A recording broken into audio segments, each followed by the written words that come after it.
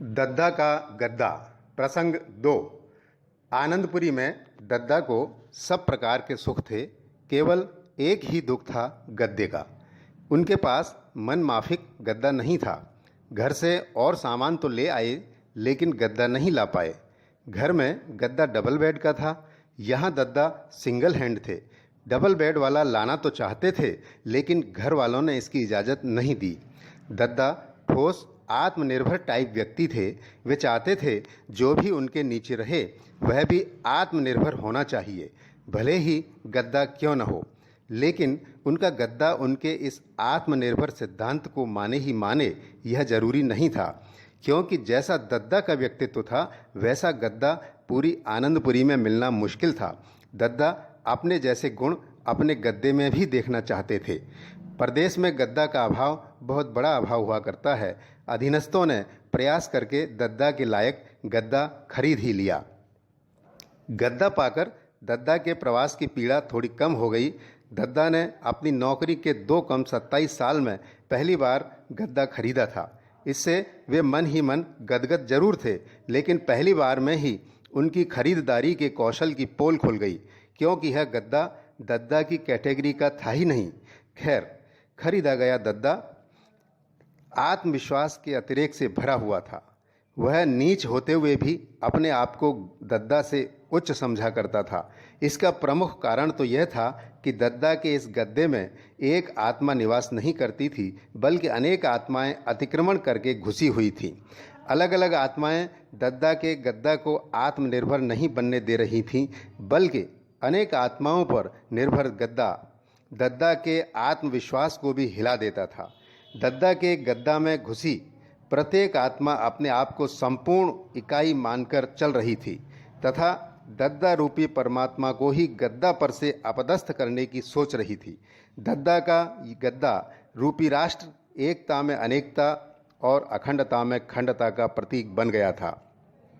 गद्दे रूपी मानचित्र में अलग अलग राज्य की सीमाएं उभरकर गद्दे की अखंडता को चुनौती देने लग गई थीं। इन राज्य की सीमाओं के सिर दद्दा को बार बार दबाने पड़ते थे, कुचलने पड़ते थे। कभी जम्मू कश्मीर की सीमाओं को दद्दा दबाते थे तो तेलंगाना सिर उठा देता था, दिल्ली को दबाते थे तो राजस्थान तनकर खड़ा हो जाता था। एक बार तो ऐसी स्थिति बन गई कि दद्दा को पूरा का पूरा महाराष्ट्र उठाकर भीतर ही भीतर मध्य प्रदेश के ऊपर धरना पड़ गया। इस कारण महाराष्ट्र राष्ट्र से भी ऊपर हो गया। तब दद्दा ने सौराष्ट्र को उसके समक्ष चुनौती की तरह खड़ा कर दिया, लेकिन मामला बिगड़ गया, क्योंकि तब मध्य प्रदेश एक खाई में बदल गया था। अब मध्य प्रदेश की जगह गहरी खाई बन गई थी, जिसे न तो राजस्थान की रुई से भरा जा सकता था, न पंजाब और हरियाणा की सुई से सिला जा सकता था। तब दद्दा ने गद्दा पर आपातकाल लगाते हुए एक तकिया लिया और उसे उठाकर येन केन प्रकारेण मध्य प्रदेश की खाई में धर दिया।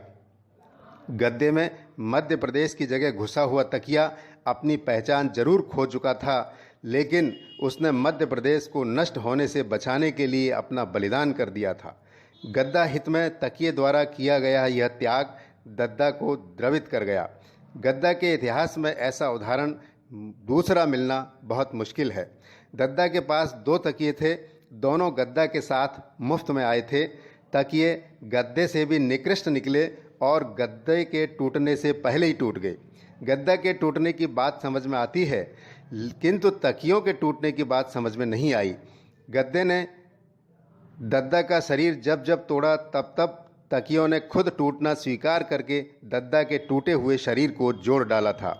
एक तकिए ने शहीद होकर के गद्दे में घुसकर मध्य प्रदेश की लाज को बचा लिया था, अन्यथा मध्य प्रदेश दद्दा के गद्दा में से कब का गायब हो गया होता। हाँ, दद्दा के पास दूसरा तकिया बचा हुआ था, यह भी रस निचुड़े गन्ने की तरह बिखरा हुआ था। दद्दा चाहते तो इसे भी बिहार की आबरू बचाने में बलिदान कर सकते थे, मगर उन्होंने एक तकिए को बचा लिया था तथा बिहार को उत्तर प्रदेश, बंगाल व आसाम की थोड़ी थोड़ी रुई सरका सरका कर ही भर दिया था। फिलहाल दद्दा को गद्दा से संतुष्ट न होते हुए भी संतुष्ट होना पड़ रहा था, क्योंकि दद्दा के पास संतुष्टि का इस गद्दा के अलावा कोई दूसरा विकल्प था ही नहीं। धन्यवाद।